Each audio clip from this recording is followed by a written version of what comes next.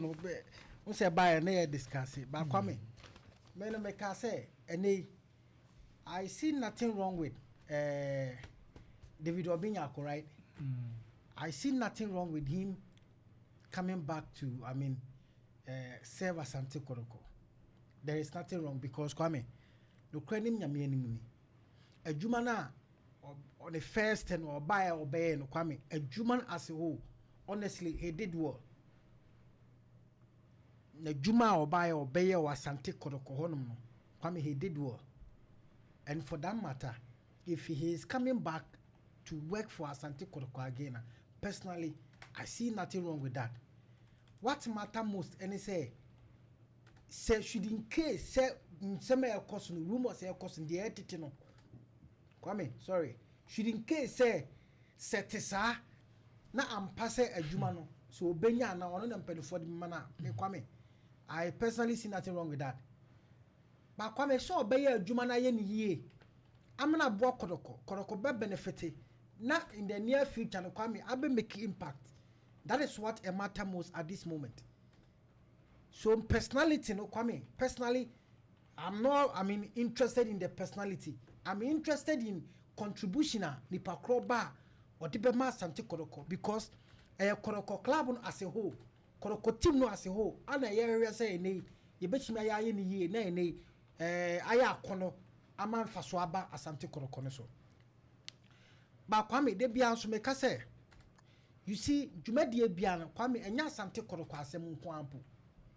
Baby awo bia wo di dwuma bia kwame say likely so fu won ebeye enya permanent ade a emfa ne say wo ha Opemsuo be ko pension na kwame tenwa term moment na kwame wo no opportunity di dwuma bi wo ba bia kwame make sure say when or exit time so or exit eba kwame you don't need to get issues problems with the cycler of finding yourself at that particular moment. For instance, there be a Opemsuo. Yes. Now if you Opemsuo, now your name adwuma mpanifo any colleagues be sure. It doesn't speak well. And I am pono after see a peer free akono. Ne I hesitate Opemsuo radio adwuma no. Ye kwa abonten bi akọ find another job be here. Now if I say ye throw shares. Ya can send me to Facebook. What you say? A sepenti adwuma ne black. Exactly. Yes, Abia. Ubetimi abane say on specific about this particular work. And I do be an institution. But people know that as you are referring to this particular place. So come personally, I think it's a wake up call because a Juma woman come with me across Habesi.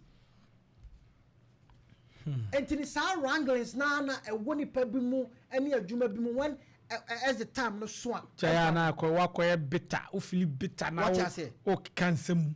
I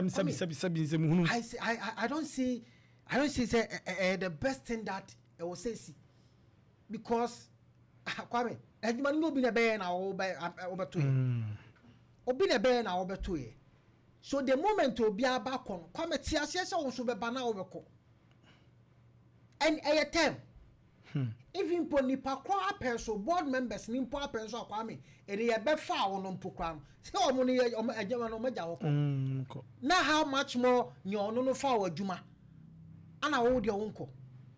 But the point is we shouldn't have issues with institution be a wom and you find yourself in a space kwame ne ya adwuma wo ho ne e free wo akọ.